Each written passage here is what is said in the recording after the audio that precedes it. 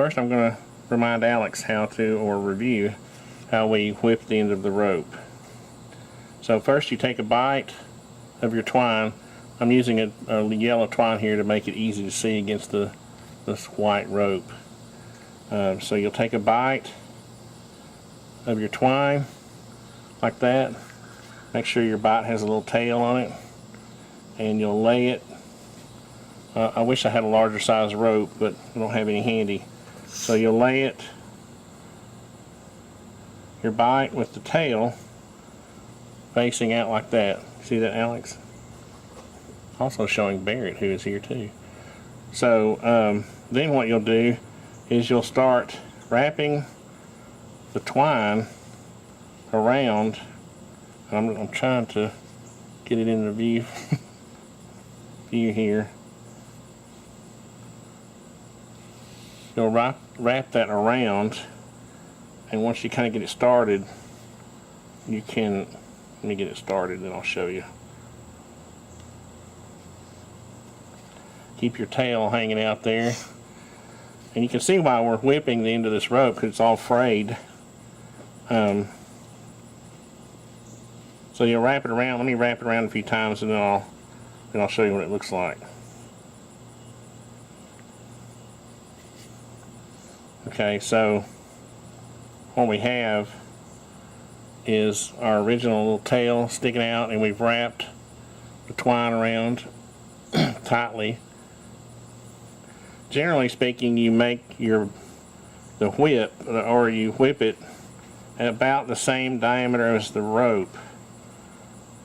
So if you've got about a 3/8 rope, which I think this is, then you would whip it for about 3/8 of an inch.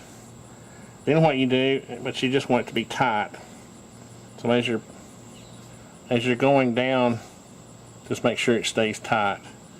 Okay, so now what I'm going to do is, trying to keep it in frame and also keep it tight, I'm going to take this other end of this twine and just come through the loop in our bite. Okay, so then what you do is you pull, then you go back here and grab both ends and you pull that through so it's good and tight.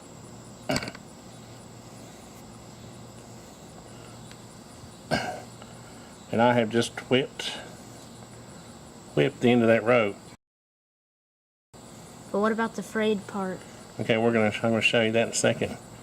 So I'm trying to get this in frame so people can see it. So now you have two loose ends. Well, you can just, I've seen some people tie a little square knot there, but technically speaking, I think you're just supposed to trim those off. So we'll trim. You don't want to trim them off too close. You just want to trim them. Okay. So see, now we have the end of that rope is whipped. You want to whip the ends of natural material ropes. In other words, cotton, hemp, any kind of natural material that would burn quickly. Those are the ones you want to whip, because you can't fuse them. It'll just burn.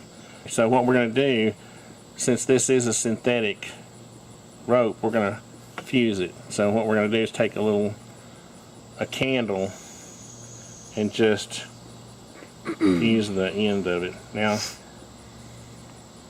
usually, you know, your rope's going to be a little tighter on the end, so this one's kind of loose.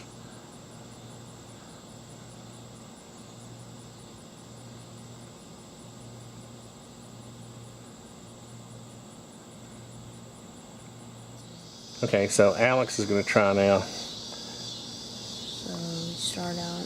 Let me see. Can you move this hand back a little bit? There you go. Okay, so now you can start.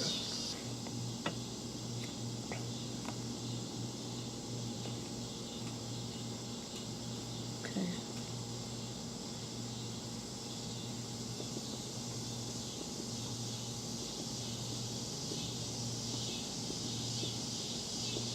See, it's already messed up. No, keep going. You just got to keep going. You got to get started, and then you can fix. There you go.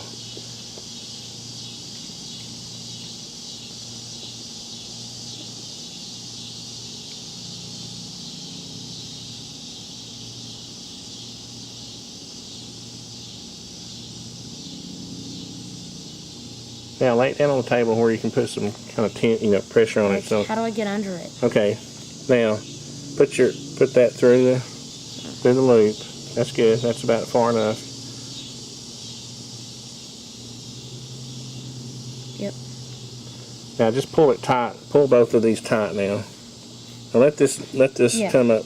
Yeah. There you go. Now get that neatly. Get that all neatly stacked there. There you go. Now just pull tight on that. That looks pretty good. Now you just trim those edges, but why don't you fuse the end of the rope now?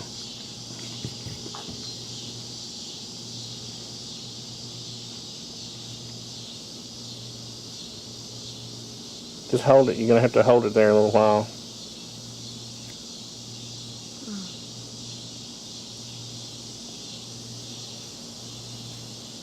Just hold it there, Alex. Just let it melt. And kind of rotate it as you hold it there.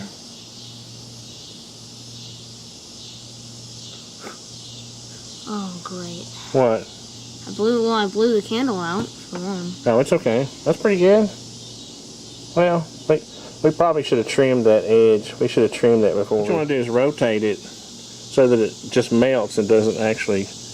You keep it moving. Now don't pull it up off the flame. Just keep rotating it so it doesn't catch on fire. But you keep it in the heat and it'll melt the end of it. Is that pretty good? Yeah. Okay, so I can't really see what you're doing. I'm trying to give you a little room here. There you go.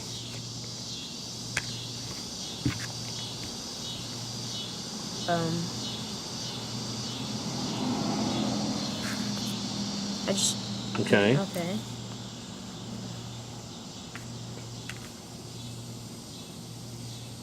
Looking good. There you go. You got it. Oh, okay. Okay, so now Alex is guiding, using the edge method, is guiding his older brother. Okay, there. so Through. you used the left one that time, so now you're gonna... Should go over again. Yeah. But...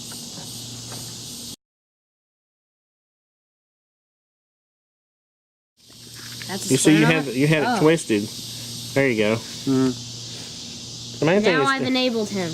now you've enabled him. Will you explain the edge method one more time? E is for explain, and then demonstrate, and then guide, and then enable. Okay. All right. So that's pretty cool. So what did we do? We learned how to whip and fuse. We whipped the end of this rope, we fused it, and then you use the edge method, which is part of the Tenderfoot requirements. I did do the whipping and fusing, but I haven't demonstrated how, like, I guess I What's demonstrated. 4A of Tenderfoot?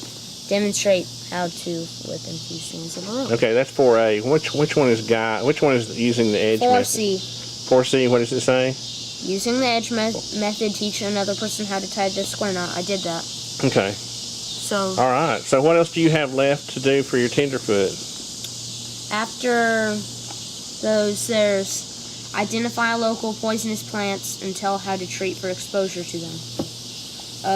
Then the last two is after you've completed all the other stuff is participate in the Scoutmaster conference, which is basically just have a conversation with your Scoutmaster about how you're doing in Scouts and everything, how you like it.